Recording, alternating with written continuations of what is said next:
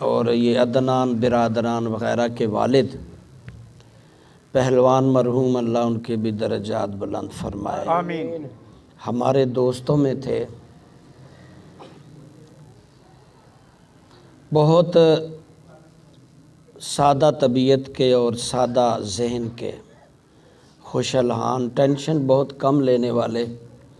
ایک دن مجھے کہنے لگے یہ لوگ مر کیوں جاتے ہیں؟ کوئی ایسی دوائی، کوئی ایسا فارمولہ نہیں ہوتا کہ بندہ مرے نہ۔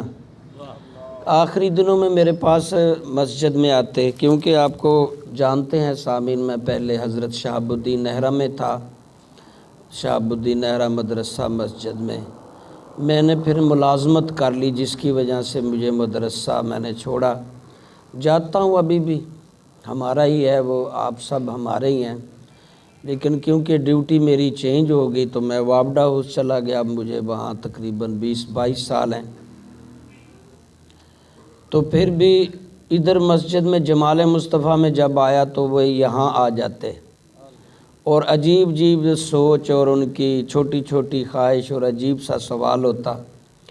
اس طرح میرے ساتھ بہت سے ریٹائر افیسر بھی اور سکالر، پروفیسر، پڑھے لکھے لوگ میرے پاس بیٹھتے ہیں، میرے دوست ہیں، لیکن یہ ایک واحد شخص تھے، عرفان عمران صاحب کے والد، جو کہ اس لسٹ میں، جو پڑھے لکھے لوگوں کی لسٹ میں نہیں جاتے تھے۔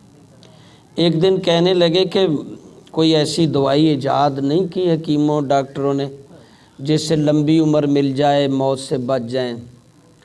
میں نے انہیں بتایا کہ لقمان حکیم قرآن مجید میں اس کا تذکرہ ہے۔ انہوں نے بھی بہت سرچ کی تھی، کوئی عمر بڑھانے کی دوائی یا کوئی فارمولہ۔ پھر بہت سارے بزرگوں نے آب حیات کا تصور پیش کیا کہ ایسا پانی دنیا میں آب حیات موجود ہے، اگر وہ پی لیا جائے تو کبھی موت نہیں آتی۔ اس کی جستجو کے لیے بڑے بڑے بادشاہ بھی نکلے، دنیا کے بڑے بڑے بادشاہ، بڑے بڑے سپاہ نکلے کہ وہ پانی ڈھونڈیں، پی لیں تاکہ موت نہ آئے، بچ جائیں۔ لیکن ساری تحقیق اور ریسرچ دھری کی دھری رہ جاتی ہے، سب چلے جاتے ہیں۔ اب کہتے ہیں نا جی خواجہ خضر پانیوں والے ابھی زندہ ہیں، یہ ایک جھوٹ ہے، کوئی بھی زندہ نہیں رہے گا۔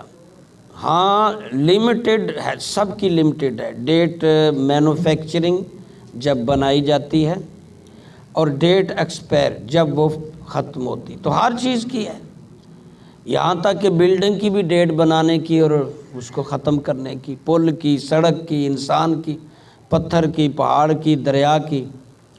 آپ سوچ رہے ہوں گے شاید فرشتے نہیں مریں گے، بھائی فرشتوں کی بھی مینوفیکچرنگ ڈیٹ ہے، جب وہ بنائے گئے تھے۔ جس دن قیامت آئے گی، سور پھونکا جائے گا تو فرشتے بھی مر جائیں گے، کچھ بھی نہیں بچے گا۔ تو یہاں بچنا کچھ بھی نہیں، اللہ کا نام باقی رہے گا۔ اموات بہت زیادہ ہو رہی ہیں، یہ بھی صبح آج میں ایک جگہ لیکچر تھا تو میں نے بتایا کہ کہتا جی اموات بڑی ہو رہی ہیں، آپ بھی جنازے بہت پڑھا رہے ہیں۔ میں کہا ہاں جی، کبھی رات 1 بجے، کبھی 10 بجے، کبھی صبح روزانہ جنازے پڑھانے پڑتے ہیں۔ اب تو ہم بھی بہت بزی ہیں جنازوں میں، اور ڈاکٹر بھی بزی ہیں دوائیوں میں، اور عوام بزی ہے بیماریوں میں، سب بیمار ہیں۔ میں نے کہا اگر اموات زیادہ نظر آ رہی ہے تو پیدائش بھی زیادہ ہے۔ بہت سال پیچھے لوگ تھوڑے تھے تو تھوڑی اموات تھی، اب زیادہ ہیں تو زیادہ ہی ہوں گی۔ مرنا بہرحال ہے، کل نفس ذائقۃ الموت۔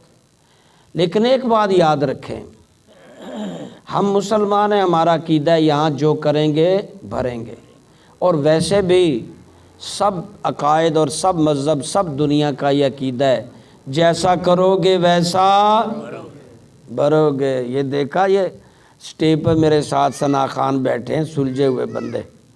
آپ سب حضرات کا شکریہ، آپ اِیصال ثواب میں تشریف لائے۔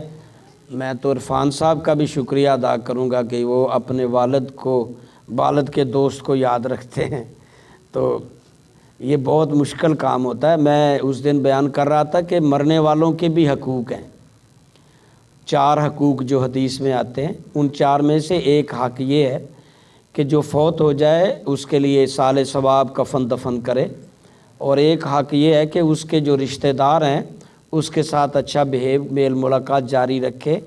ایک تیسرا حق یہ بھی ہے کہ اس کے جو دوست ہیں، والدہ ہیں اس کی سہیلیاں، والد ہیں اس کے دوست ہیں، بیوی ہے تو اس کا بھی خیر خواہی کرے۔ اور چوتھا حق یہ ہے کہ اس کا لین دین کلیئر کر دے۔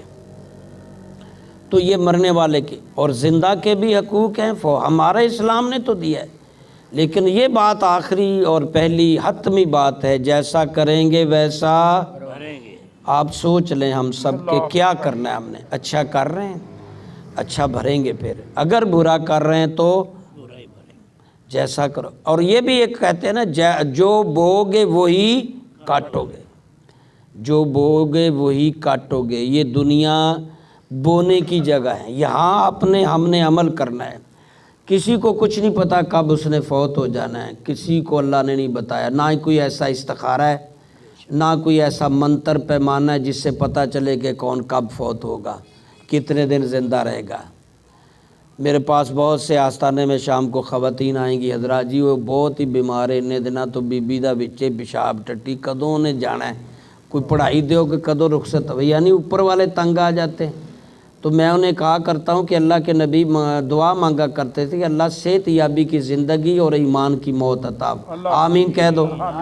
ہم بیٹھے بھی بڑے فاصلے پہ ہیں نا، کہیں میری مسجد میں پروگرام ہوتا تو پھر زیادہ پتہ چلنا تھا، آپ سامنے ہونا تھا نا۔ اب تو سارے چھپے بیٹھے ہیں، کوئی پھولوں کے پیچھے، ہاں جی، کوئی موبائلوں کے، کوئی صوفوں کے پیچھے۔ ہاں جی، نبی پاک فرمایا کرتے تھے اللہ ایمان سلامتی والی زندگی، سلامتی والی زندگی، یعنی آپ بھی ہم بھی دعا مانگے کہ اتنی بیماری یا اتنا بڑھاپا نہ آئے کہ ہم خود کو سنبھال نہ سکے، اور ہمارے گھر والے اتنے تنگ پڑ جائیں کہ وہ کہیں جی کوئی پڑھائی دیو، کوئی دعا منگو، اے بابا رخصت ہوئے، اے بی بی اللہ نو پیاری ہوئے، بڑے تنگ آ گیا، بدل کے پیمپر، بی بی دس دی آ گیا، ادھروں میں پیمپر بابے دی بدلنی، ادھروں بچیاں مطلب اپنے بوڑھے والد کے پیمپر بدلتی ہیں، اتنی کمزوری اور اتنی بیماریاں ہاں جی دستیاب نہیں ہوتی۔ تو اس بیماری، بڑھاپے کی بیماری سے اللہ کے نبی پناہ مانگتے تھے، ہمیں بھی پناہ مانگنی چاہیے۔ اتنی زیادہ کمزوری یا بیماری نہ ہو کہ ہم دوسروں کے محتاج ہوں۔ اللہ تعالیٰ سب کی محتاجی سے ہم سب کو محفوظ رکھے۔ اس لیے فرماتے تھے سلامتی والی زندگی اور ایمان والی موت عطا فرمائے۔ جو ایمان کے ساتھ مر گیا وہ کامیاب ہے۔ مرنا تو ہے ہی، سب نے، بچے جوان بوڑھے مریں گے، لیکن ایمان والی زندگی۔ اپنے آپ کی ڈائریکشن سمت درست کیجئے، اپنے اندر کی خامیاں، باہر کی خامیاں دور کیجئے، بولنے میں، پکڑنے میں، لینے میں، دینے میں بہت احتیاط کیجئے۔ ہمارے اوپر اللہ نے کیمرے واچ کے لیے رکھے ہوئے ہیں، جیسے آج کل دفتروں میں، سڑکوں میں، ہاں جی سیف سٹی میں کیمرے ہیں نا، پتہ ہی نہیں چلتا، آپ وائلیشن کرتے ہیں گھر میں آپ کے چلان آ جاتا ہے۔ اسی کو دیکھتے ہوئے ہم کیوں نہیں یاد کرتے کہ اللہ کے کیمرے بہت سخت ہیں، اللہ تعالیٰ اور اس کے فرشتے جو ہمیں واچ کر رہے ہیں، ہمارے دائیں بائیں فرشتے آگے پیچھے، ہمیں خبر تک نہیں، اتنے لاپرواہ ہیں۔ اس لیے اپنے آپ کو غلط ہونے سے بچائیں، غلطی کرنے سے بچائیں،